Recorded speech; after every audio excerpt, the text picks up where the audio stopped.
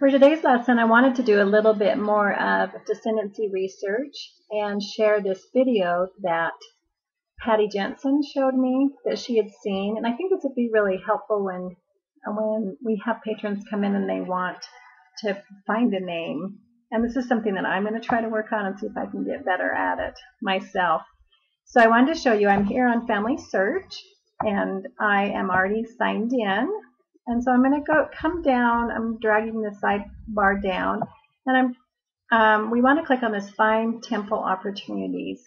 So we're going to go ahead and click on the Learn More right there. And then on this page, there's a couple things, well, three things actually. Explore your tree, which gets into just going ahead and doing the research. But I wanted to show you this Grow Your Tree, because it talks about discover family missing from your tree by using record hints. And then hopefully the last thing over here on the right, which we're not going to go over, is starting your tree. And you can give individuals that My Family book, and then they can also fill it out online. So maybe that's something we'll go over in a later date. But I wanted for this lesson today just to show you under Grow Your Tree and how to get those record hints and how to really manipulate that.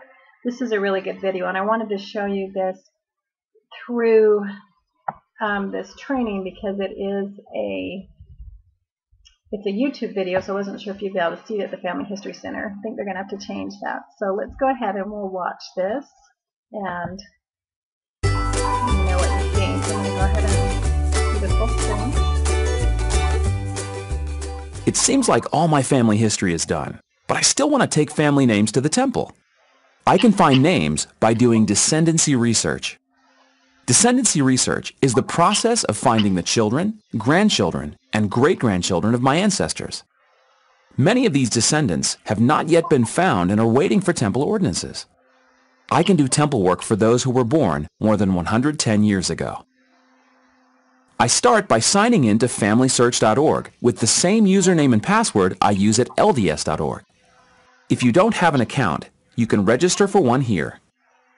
I click Family Tree and select the Fan Chart view. Using this view makes it easy to find one of my ancestors who might have missing descendants. I choose an ancestor who was born before 1830 and who probably had descendants that were not members of the church. If most of your ancestors were early Mormons, you may want to choose an ancestor born in the 1700s. To find someone born before 1830, I move my grandfather into the main position by clicking the fan icon below his name.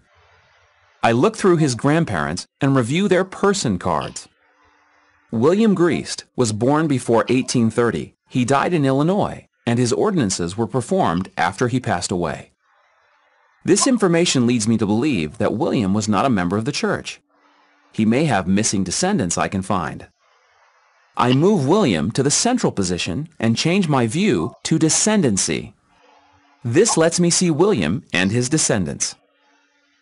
Under Settings, I hide the portraits to see more of his descendants at a glance.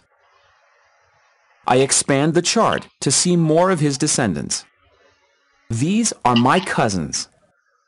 These icons assist me while in the Descendancy view. The green icon identifies missing temple ordinances. The yellow icon suggests that there may be records available for this individual. The blue icon points to gaps where there may be more people to add to the family. The red icon warns that there are data problems related to this individual. To easily find missing cousins, I look for both a yellow icon and a blue icon together.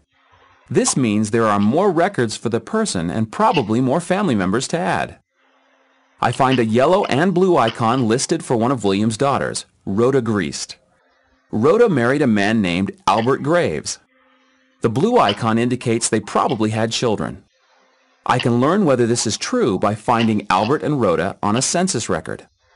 By clicking the yellow icon, I see a list of records Albert and Rhoda may be in, including the 1880 census. I compare the information from the census to the information in Family Tree and confirm that this record shows my cousins.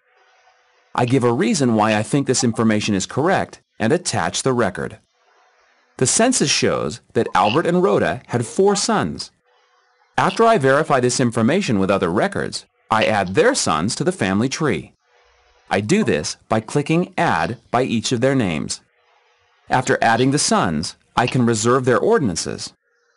I return to Descendancy View.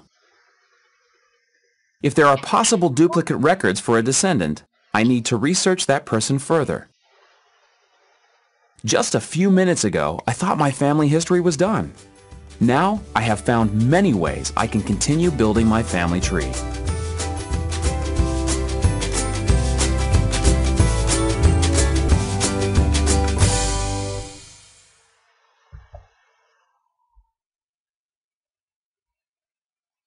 Okay, I hope you liked that video, and I hope that you will just take a little while and try this. Go ahead and sign in.